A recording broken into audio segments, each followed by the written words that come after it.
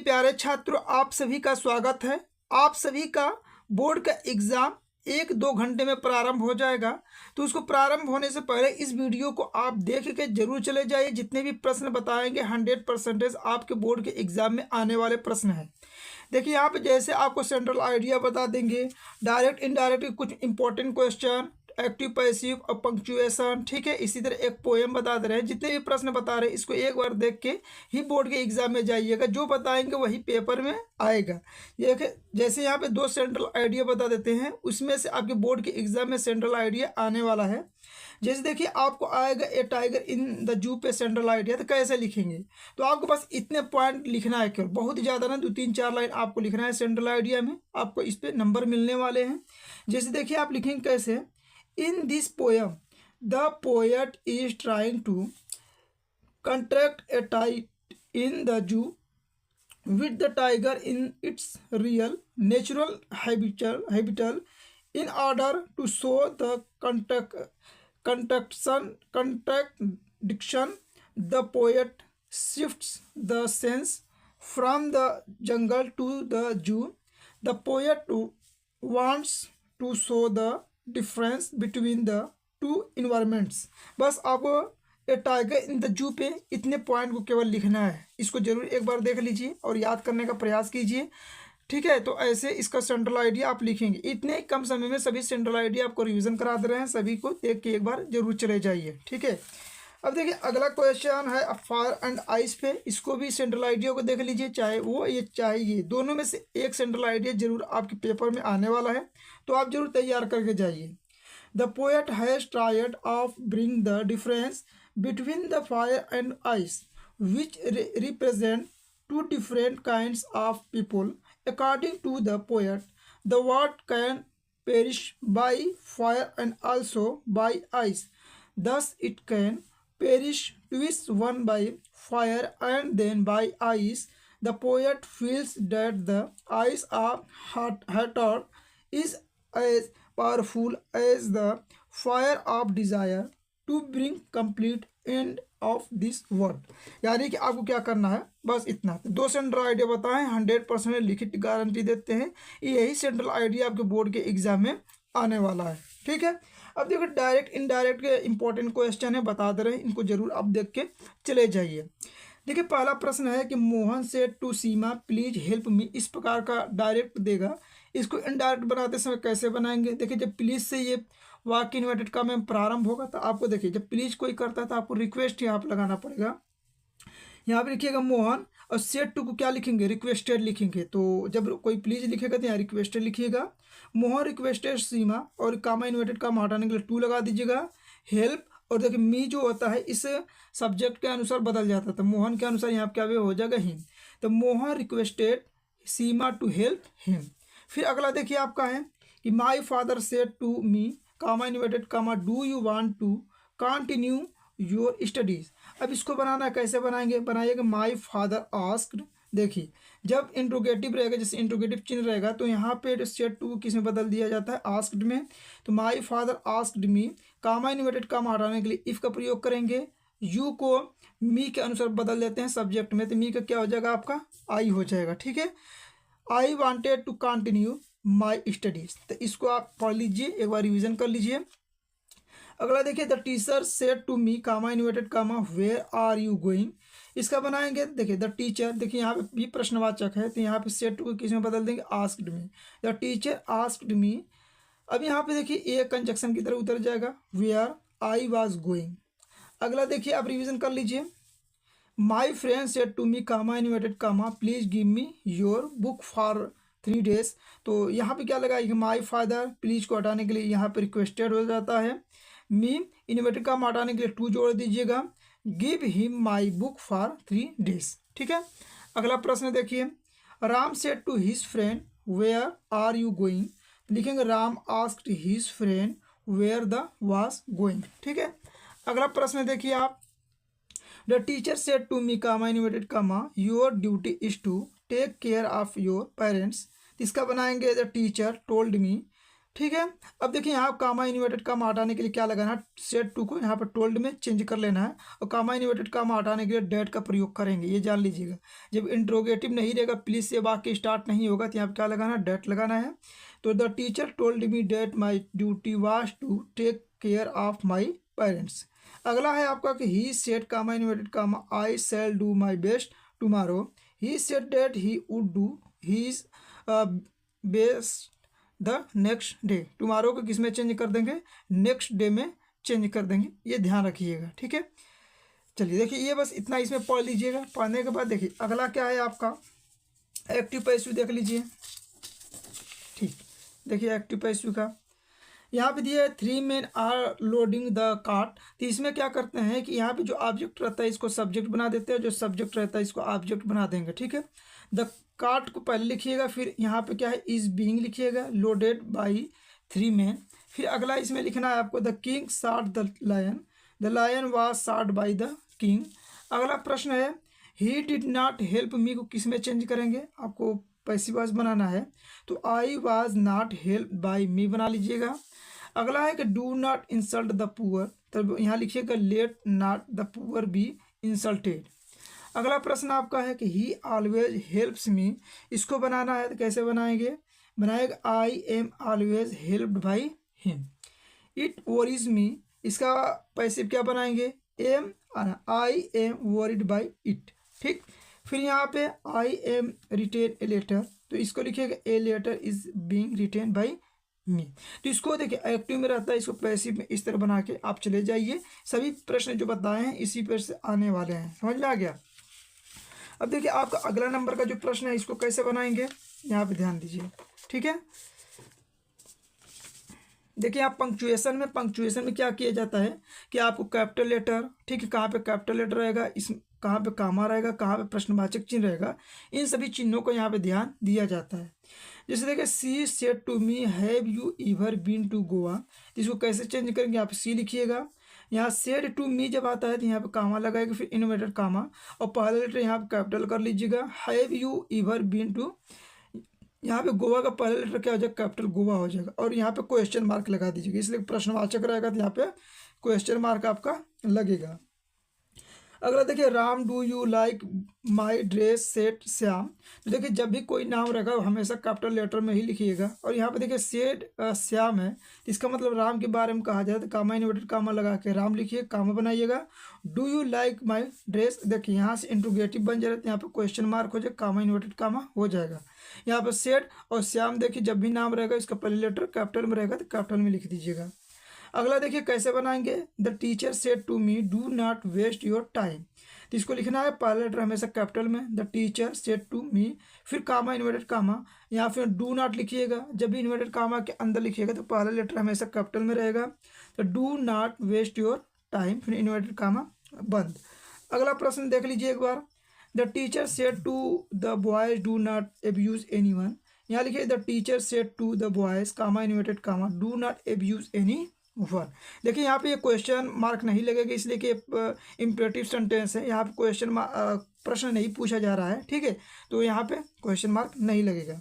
अगला देखिए the teacher said to the studies do not plug the flow, यहाँ भी the teacher said to the student comma inverted comma do not plug the flow. ठीक है, अब देखिए अगला आपका है Rakesh said to Shyam are well still away from the city, नाम हमेशा कैपिटल लेटर में ही रहेगा। Rakesh said to Shyam comma inverted comma are well still away from the city, ये 6 नंबर का आपके पेपर में आता है, दोनों मिला पंक्चुएशन डायरेक्ट इनडायरेक्ट मिला के, ठीक है, एक्टिव पैसिव मिला के 6 नंबर का प्रश्न आता है, समझ में आ गया। देखिए आप ये पोएम याद कर लीजिए, 4 लाइन कोई भी पोएम आप याद रख सकते हैं, हम यहाँ पे सिंपल सा पोएम आपको बता दे रहे हैं, बस इसे याद करके चले जा सकते हैं। The way a crow shook down on me the dust of snow from me hemlock tree, बस इसको याद करके चले जाइए, यही बोर्ड के एग्जाम में 4 नंबर 4 लाइन लिखना रहता है, ये आप इस तरह 4 लाइन का लिख सकते हैं, ठीक है। चलिए अगला प्रश्न देख लीजिए। देखिए आप एक डस्ट ऑफ स्नो पे देख लीजिए, एक फायर एंड आइस पे बताए हैं उसको देखना था, फिर टाइगर इन द जू पे, फिर डस्ट ऑफ स्नो पे देख लीजिए, इन कोई इसमें से आपके बोर्ड के एग्जाम में आने वाला है सेंट्रल आइडिया, ठीक है।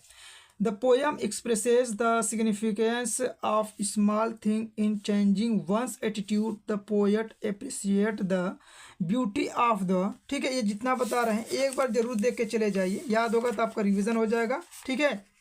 फिर इसके आगे लिखिएगा, snowflakes which changed his mood and saved many precious moments from being wasted away. The crow shakes off the snow dust from the hemlock tree the same way one can shake off the sadness from one's heart। यानी इतना आपको लिखना पड़ेगा। तो जो बताएं, क्या बताएं आपको, डस्ट ऑफ स्नो बता दिए, फायर एंड आइस बता दिए, टाइगर इन द जू। इसमें से 100% सेंट्रल आइडिया आपका आने वाला है, बस आपको जाके छापना रहेगा। समझ में आ गया ना।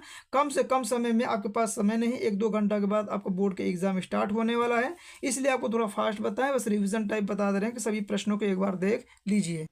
कुछ इंपॉर्टेंट एप्लीकेशन बता दे रहे हैं जिससे आप एक बार रिवीजन करके चले जाइए। देखिए, एप्लीकेशन फॉर लीव यानी छुट्टी के लिए आपको एप्लीकेशन लिखना है। कैसे लिखेंगे? एप्लीकेशन लिखने का तरीका होता है, टू लिखिएगा, कामा बनाइएगा, the principal GCIC inter college Prayagraj. यहाँ पे कोई भी अपना कॉलेज का नाम और कोई भी अपना डिस्ट्रिक्ट का नाम यहाँ पे लिख सकते हैं। फिर सब्जेक्ट में लिखिएगा, जो आपको एप्लीकेशन जिस पे लिखना रहता है वो सब्जेक्ट आपको लिखना रहता है। लिखिएगा सब्जेक्ट एप्लीकेशन फॉर लीव। फिर यहाँ पे लिखिएगा सर। फिर यहाँ पे हम most respectfully I beg to say that, इतना याद होना चाहिए। फिर इसके बाद आपको say that my sister's wedding will take place on, ठीक है, 20/2/2024। So I am unable to attend the college. I shall be highly obliged to your act of kindness. फिर इसके बाद यहाँ पे लिख दीजिएगा योर्स ओबिडेंटली, ठीक है, यहाँ पे योर्स ओबिडेंटली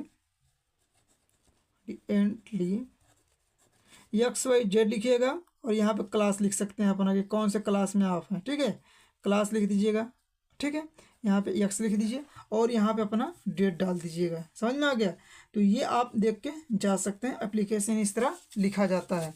चलिए अगला एप्लीकेशन देख लीजिए आप, ठीक है। देखिए अगला एप्लीकेशन, सभी एप्लीकेशन एक बार रिवीजन कर लीजिए। Application for concession in fees, ठीक है। देखिए कैसे लिखेंगे, एप्लीकेशन लिखने का वही तरीका, to the principal GCIC inter college Prayagraj. Subject में वही लिखेंगे जिस पे एप्लीकेशन लिखना रहता है, जिससे application for concession in fees.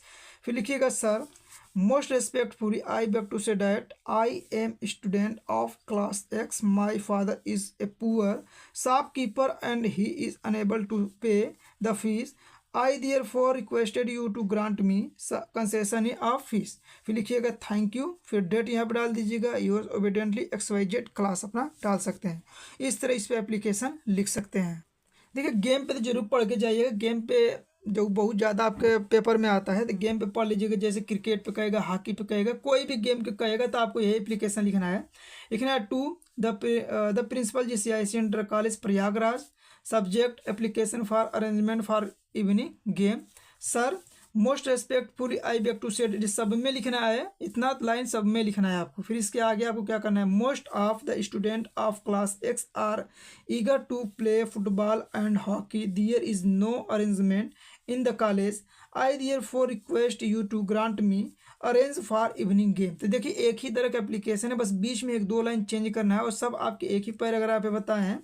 फिर यहाँ पे डेट, फिर yours obediently XYZ class X, ठीक है। तो देखिए आपका एप्लीकेशन एक ही तरह लिखा जाता है, बस यहाँ तक याद होना चाहिए। इसमें 1-2 लाइन बस जोड़ देंगे, फिर ये लास्ट वाला लाइन तो हर एप्लीकेशन में ही रहेगा, तो बस आपको बीच में 1-2 लाइन ही जोड़ना है। सब एप्लीकेशन एक ही तरह आपको बता रहे हैं। देखिए आप अगला एप्लीकेशन देख लीजिए, application for requesting to change of our subject. जैसे देखिए to the principal GCIC inter college Prayagraj. देखिए सब में यही बताएं, एक लिखें जिससे आपको याद करने में आसानी हो। सब्जेक्ट में application for requesting to change of our subject, यानी जिस पे आपको लिखना रहेगा एप्लीकेशन, वही यहाँ पे सब्जेक्ट में लिखना रहता है, वो खुद आपके प्रश्न में लिखा रहेगा। सर लिखिएगा most respectfully I beg to say that, इसमें यहाँ तक तो सब एप्लीकेशन में लिखना है। I am a request student of class X. I think I shall not be able to score good mark in this geography, so I want change my subject in place of geography. फिर लिखिएगा thank you. फिर यहाँ पर date yours obediently XYZ class X लिख दीजिएगा। एक application और देखिए जिससे आपको एप्लीकेशन बार बार देखेंगे तो आपको याद हो जाएगा। देखिए एप्लीकेशन फॉर ट्रांसफर सर्टिफिकेट पे लिखना रहेगा। कैसे लिखेंगे, टू लिखिएगा। The principal GCIC inter college Prayagraj, यही लिखना है आपको। सब्जेक्ट यहाँ पे डालना है एप्लीकेशन फॉर चेंजिंग सर्टिफिकेट हर, ठीक है sir. Most respectfully I beg to say that लिखिएगा। My father who has been working here as senior engineer since June 2022 has been transferred to Bombay. I therefore request you to issue my transfer certificate at an early date. Yours obediently XYZ class XY date. इस तरह आप क्या करेंगे, इसको लिख सकते हैं application जैसे बता रहे हैं। बस देखिए हर सब एप्लीकेशन में एक ही तरह यहाँ तक, फिर यहाँ पे एक दो लाइन बीच में जोड़ना है। लास्ट वाला लाइन सब एप्लीकेशन में लिख दीजिएगा, यहाँ पे डाल दीजिएगा। ये सब एप्लीकेशन में यही काम करना है आपको। देखिए आपको एप्लीकेशन लिखना है लाइब्रेरी पे, तो कैसे एप्लीकेशन लिखेंगे, to the principal GCIC inter college, सब में वही लिखना है। सब्जेक्ट एप्लीकेशन फॉर लाइब्रेरी, फिर यहाँ पे सर लिखिएगा। Most respectfully I beg to say that there is library on the college campus, library is main source of knowledge. फिर ये लिखिएगा therefore I request you to prove the library facility in this session yours obediently XYZ class X date. तो देखिए सब में तो वही लिखना है, बस यहाँ तक तो आपको याद होना चाहिए। एक दो लाइन बीच में जोड़ देंगे, बस ये लाइन आपको इसी तरह उधार लेना है। तो जितना एप्लीकेशन पता है सब एप्लीकेशन में पता है इसी तरह लिखें जिससे आपको याद करने में आसानी हो। देखिए आपके पेपर में आर्टिकल लिखना रहता है जो एस्से कहते हैं। इस पे 6 नंबर का प्रश्न रहता है। जैसे ए विजिट टू ए जू पे बताते रहे। जैसे हिंट्स में लिखिएगा पहले नंबर इंट्रोडक्शन, विजिट टू जू, sense of the zoo, eight the जू, कंक्लूजन। इस तरह आप जो चिड़ियाघर देखने जाते हैं उसमें 2-3 हेडिंग बना के बढ़ा के लिख सकते हैं। जैसे लिखेंगे introduction, last Sunday I with my friend went to visit Delhi zoo, it is Pragati Maidan. फिर यहाँ पे अगला हेडिंग बनाएंगे visit to the zoo, we bought tickets and went inside it, we very interesting. ठीक है, फिर देखिए आगे इसके लिखेंगे इसमें scenes at the zoo, we saw some animals and birds in cage it at first we went to see the animals section, we saw many animals there such as lions, tigers, monkey, zebra etc. We became very happy to see monkeys jumping, we rode on elephant, then we saw the birds section, we saw peacocks, parrots and many birds, they are very looked very nice. तो इस तरह आपको क्या करना रहा है, अपने मन से 2-3-4 लिख सकते हैं कि आप जो चिड़ियाघर देखने गए तो क्या क्या आप उसमें देखे, ये सब के बारे में बताना रहता है। कंक्लूजन लिखेंगे कि we got much joy to see the zoo is very lovely place, I like it very much. इसके अलावा देखिए आप इसके बाद एक मोबाइल पे देख लीजिए, ये भी बहुत पेपर में आपके आता है। मोबाइल हिंट से फ़ोन कॉन्टेक्ट हेडिंग बनाएंगे, Google search, entertainment, mobile phone, shopping, cyber crime, effort on the brain. ये जितने हेडिंग बना रहे हैं ये आपके स्वयं पेपर में लिखा रहता है। ठीक है, देखिए अगला है फ़ोन कॉन्टैक्ट पे लिखेंगे you are easily call, email, send text message to your phone contact, you can also learn. Google search में लिखेंगे Google search engine mission is to organise the words information and make it universally accessible and usual। ठीक है, इसके बाद देखिए आप इसमें लिख सकते हैं, देखिए यहाँ पे इंटरटेनमेंट के बारे में लिखेंगे कि there are free application that prove entertainment including live streaming, video call, music, game and social networking. फिर शॉपिंग में लिखेंगे कि an increasing number of shoppers, a mobile friendly online store open your e-commerce business up to this whole new demography।